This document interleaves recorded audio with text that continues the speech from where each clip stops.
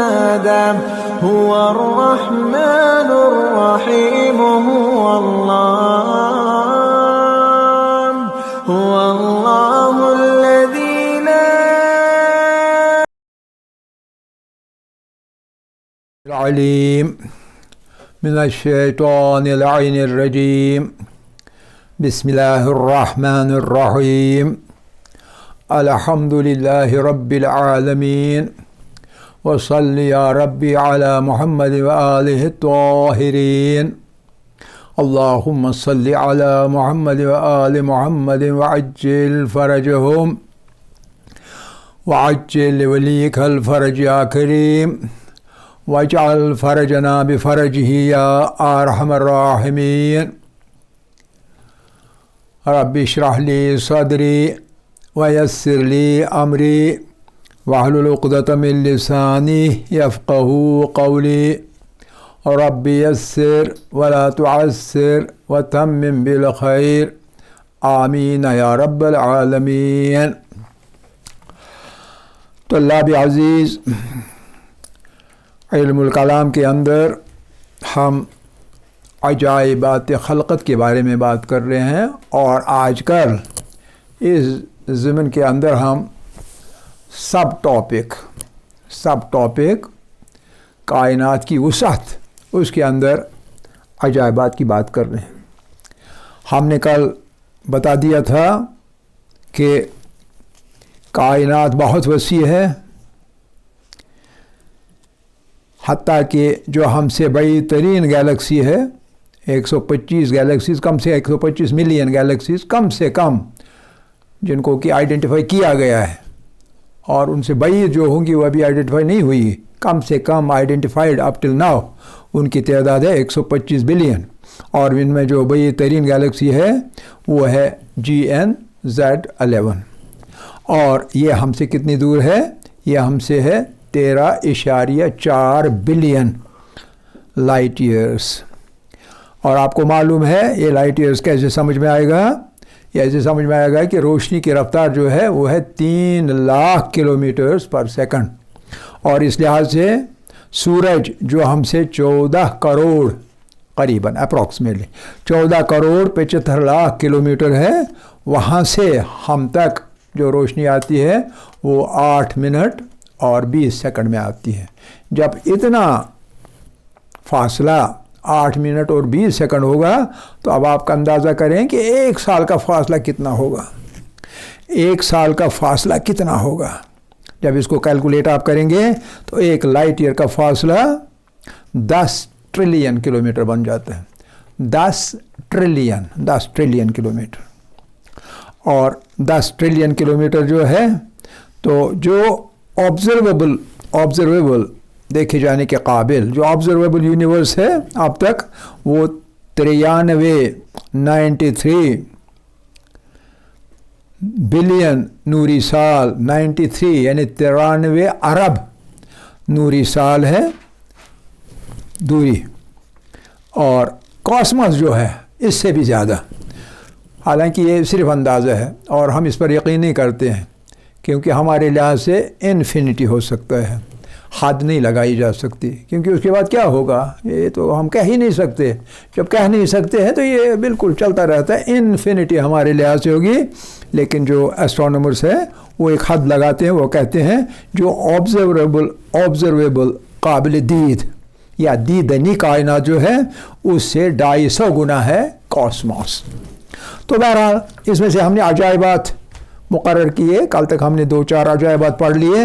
پہلا اس میں سے سب سے امپورٹنٹ ہے جیسا کل ہم نے بتایا، اور وہ کیا تھا؟ وہ تھا relativity between time and space.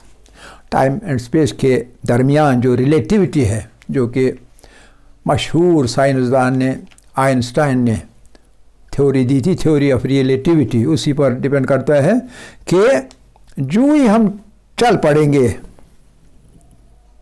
چیزیں دیکھنے کے لیے، تلاش کرنے کے لیے، دا فاردر یو گو آؤٹ، جتنا دور آپ جائیں گے مطلب لائٹ ایئرس وہی بنتا ہے، جتنا دور آپ جائیں گے دا فاردر یو لک آؤٹ، یہ ضروری ہے، یہ بہت ضروری ہے سمجھنے کے لیے.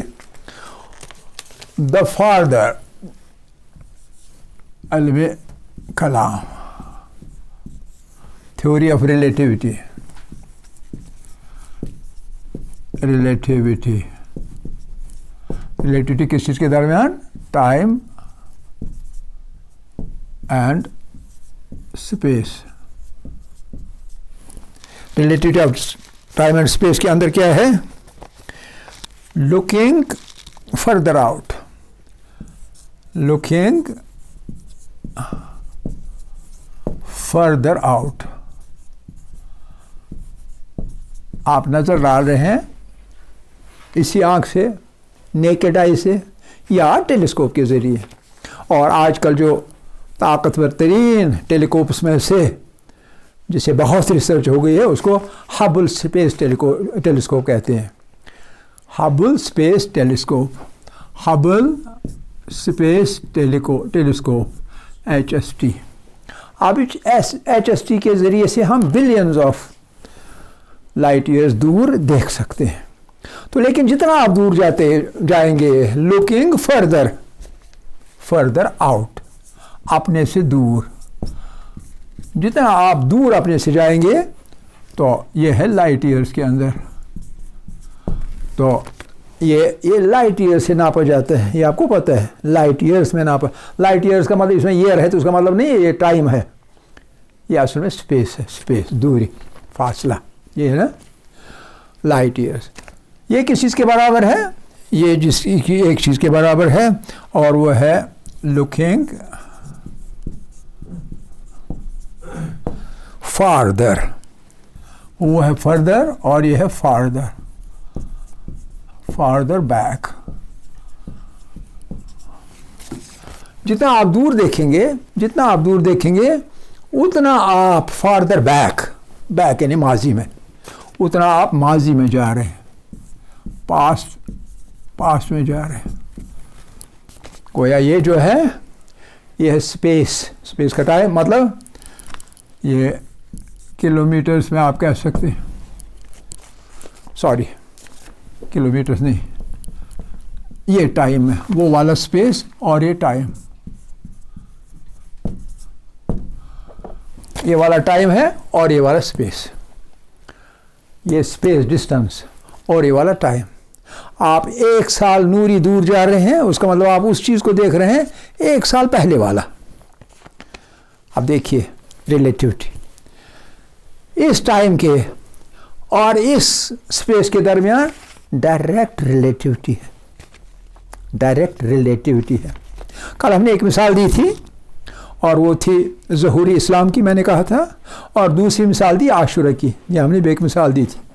ہم نے کہا تھا 1400 سال قریباً پیچھے یہ واقع ہو چکا ہے، تو یہاں ہیں ہم. تو اگر ہم کسی جگہ جائیں گے جو اتنے نوری سال، وہ ہے ٹائم سال، اور اتنے نوری سال دور ہو، تو اگر ہم اس جگہ جائیں گے ہم وہ چیز دیکھ سکتے ہیں. یہی کہا تھا نا میں نے. لیکن یہ ہے تھیوریٹیکل، یہ سب تھیوری میں ہے. تھیوریٹیکل یا تھیوری میں، یہ سب تھیوریٹیکل بحث ہے. یہ ضروری نہیں ہے کہ عملاً بھی یہی ہو. کیوں ضروری نہیں ہے عملاً بھی یہی ہو؟ اس لیے ضروری نہیں، کئی وجوہات ہیں. ایک وجہ مثال کے طور پر یہ ہے، ہم نے مثال کس چیز کی؟ زمین کی، جو کہ پلانٹ ہے اور یہ سٹار نہیں ہے. زمین کی اپنی روشنی نہیں ہے، زمین کی مستعار روشنی کس چیز سے؟ سورج سے. تو لہذا جو دور سے دیکھی جائے گی چیز وہ سٹار ہوگا، عام طور پر روشن چیز ہوگی. جو پلانٹ ہوگا تو وہ تو روشن نہیں ہوتا، وہ مستعار روشنی کسی دوری تک دیکھی جائے گی، بعد میں ممکن ہے دیکھی نہ جائے. تو لہذا تھیوریٹیکلی یہ صحیح ہے، لیکن پریکٹیکلی ضروری نہیں ہے صحیح ہو بھی سکتا ہے، لیکن ضروری نہیں صحیح ہو.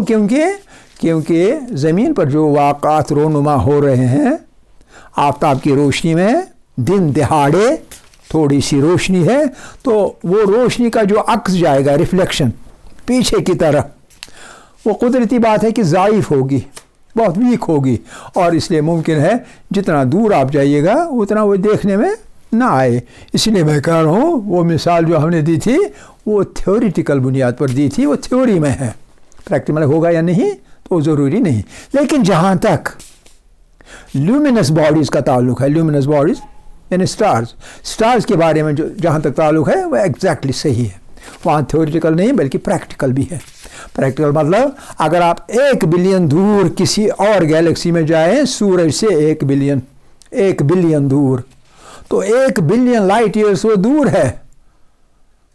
سورج پر اگر آپ ہوتے اور وہ دیکھتے 1 بلین لائٹ ایئرس دور، تو لیکن وہ جب آپ دیکھ رہے ہیں وہ 1 بلین ایئرس، یہاں ڈسٹنس، وہ 1 بلین ایئرس پہلے کا سورج یہ ستارہ ہوتا. آپ سمجھ گئے یا نہیں؟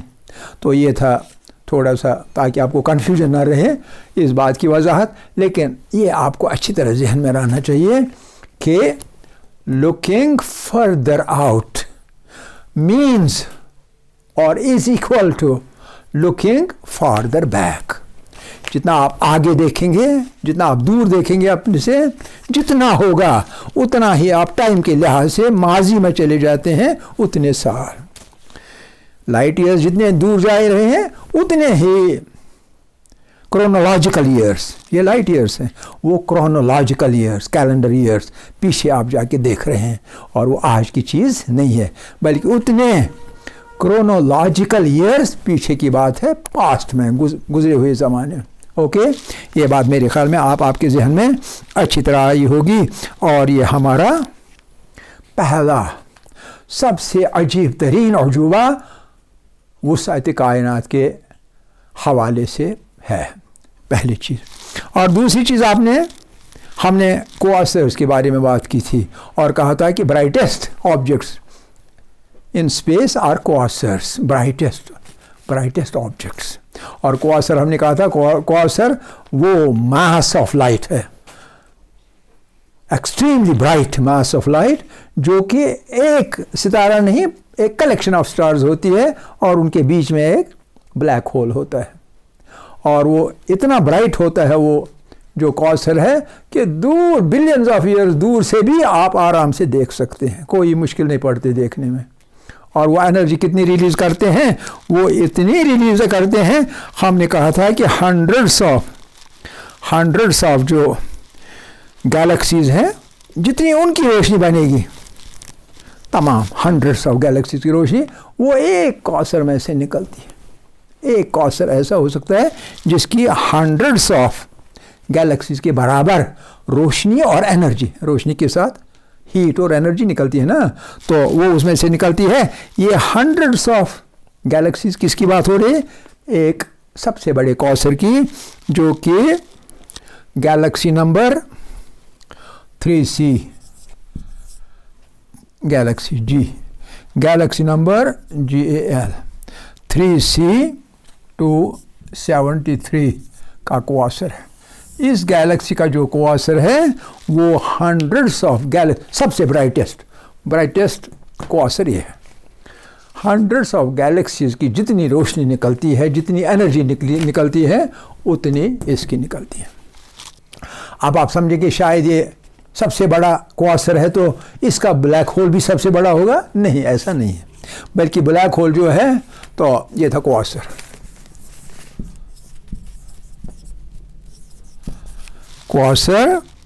اور بلیک ہول کی بات ہے. بلیک ہول اس کا سب سے بڑا نہیں ہے.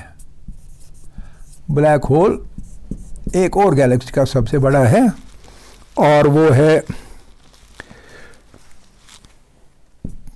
Galaxy number TON 618.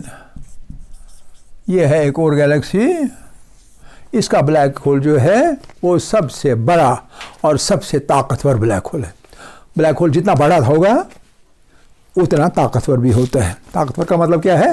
اس میں کشش سب سے زیادہ ہوتی ہے. اور اس بلیک ہول کے متعلق اندازہ یہ ہے، سنیے یہ نقطہ سنیے، یہ بلیک ہول کتنا طاقتور ہے. یہ والا، یہ 1 سیکنڈ کے اندر اگر ملکی وے اس کے پاس سے گزرے اور اس سے بہت بڑی اینڈرومیڈا جو کہ خونخوار گیلیکسی ہے، یہ دونوں کو 1 سیکنڈ کے اندر نگل سکتے ہیں. اندازہ کر رہے ہیں ایک ہماری ملکی وے کو کتنی بڑی گیلیکسی ہے، خاصی اچھی بڑی گیلیکسی، اور اس سے کئی گنا بڑی ہے اینڈرومیڈا، اور وہ تو گیلیکٹک جس کو ہم کہتے ہیں کینیبلزم، یہ بعد میں آئے گا ایک، تو یعنی کھانے والی. تو ان دونوں کو وہ یہ والا بلیک ہول جو اس میں ہے، یہ بلیک ہول ان دونوں کو اپنے اندر نگل سکتا ہے کتنے ٹائم میں؟ Just 1 second, with in 1 second. ٹھیک ہے کہ نہیں؟ اور اس کا ماس کتنا ہے، حجم کتنا ہے؟ حجم اس کا حجم جو ہے وہ ہے 66 بلین، جو ہمارے آفتاب ہے، بلین سنز، ہمارے سنز، جو ہمارا سن ہے 66 بلین آف سنز ایک کے ساتھ، اگر ایک کو ایک کے ساتھ رکھیں گے تو جتنے 66 بلین سنز جتنی جگہ گھیر لیں گے اتنا بڑا ہے یہ والا بلیک ہول.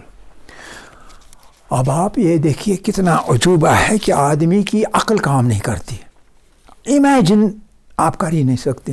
امیجنیشن مشکل ہے انسانی ذہن کے لیے امیجن کرنا. یہ عادات ہے میتھمیٹکس کے، لیکن امیجنیشن میں آنے والے یہ نہیں ہیں.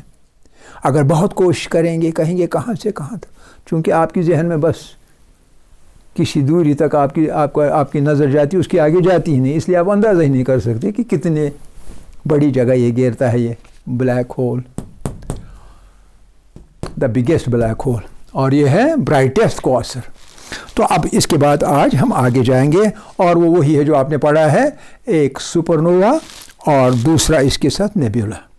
سپر نووا کہ کبھی جو ستارے ہیں وہ پتہ نہیں کیا ہوتا ہے پک جاتے ہیں مطلب عمر اب ان کی برابر ہو جاتی ہے اور وہ پھٹ جاتے ہیں.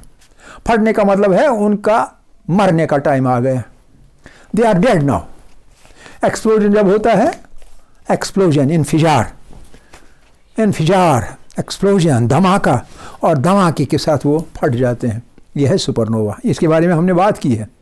اور اس کے ساتھ مگر کیا ہوتا ہے، جب پھٹ جاتا ہے ستارہ تو اس میں سے ایک مادہ نکلتا ہے دھماکے کے ساتھ. جیسے دھماکہ جب ہوتا ہے تو ٹکڑے ادھر ادھر پھینکے جاتے ہیں، اسی طرح سپر نووا میں دھماکہ جب ہو جاتا ہے تو ایک لائٹ کلاؤڈ، نور کا کلاؤڈ، لائٹ کا کلاؤڈ پیدا ہو جاتا ہے. ایک کلاؤڈ لیکن نوری کلاؤڈ.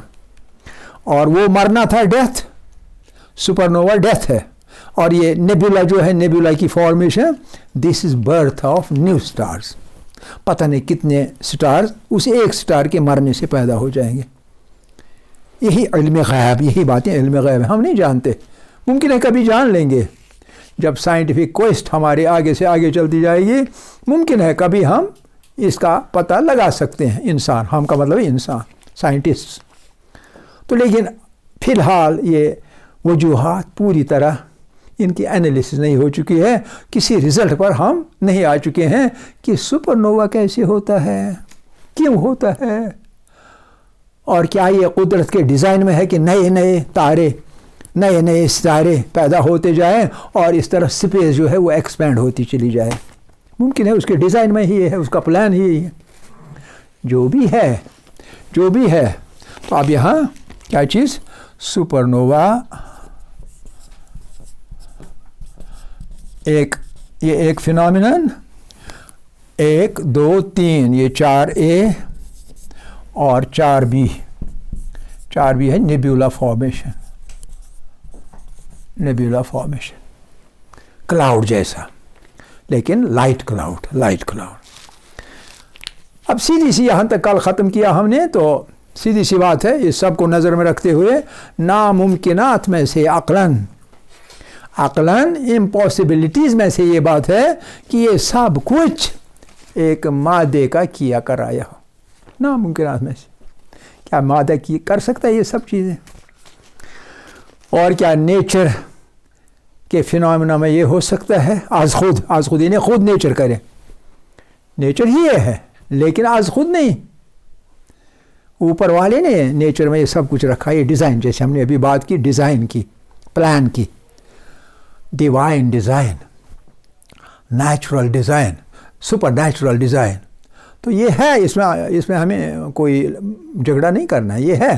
لیکن از خود نیچر یہ سب کچھ نہیں کر سکتا ہے، مادے کی تو بات نہیں. اگر اب بھی میٹیریلسٹ جو ہے مادہ پرست، وہ اب بھی ضد کریں، اپنی ضد پر رہے، نہیں میٹر، سب کچھ میٹر کرتا ہے، اگر اب بھی، تو اب جو میں بتانے جا رہا ہوں وہ ان کا پورا جو ہے نا صفایا ہو جائے گا اس بات سے. وہ کیا کہتے ہیں؟ وہ کہتے ہیں پانچواں، وہ کہتے ہیں کہ خالق جو ہے، پیدا کرنے والا جو ہے، جو کچھ موجود ہے، موجودات کا خالق جو ہے، کریٹر خود ہی مادہ ہے، میٹر، خود میٹر کریٹر ہے. Matter is the creator. Matter میں ہی خاصیتیں ہی پیدا کرتا ہے اور چیزوں کو. اس چیز میں بھی میٹر ہے، اس میں بھی میٹر ہے، اس میں بھی میٹر ہے، اس میں بھی میٹر ہے، اس میں بھی میٹر ہے، مجھ میں بھی میٹر، ہر جگہ میٹر کی سب چیزیں بنی ہوئی ہیں، اس لیے میٹر ہے خالق. لیکن اب ایک مسئلہ ہے، اور مسئلہ کیا ہے؟ وہ یہ ہے کہ اسپیس کے اندر اس میٹر کا اپوزٹ پایا جاتا ہے اور اس کو کہتے ہیں اینٹی میٹر.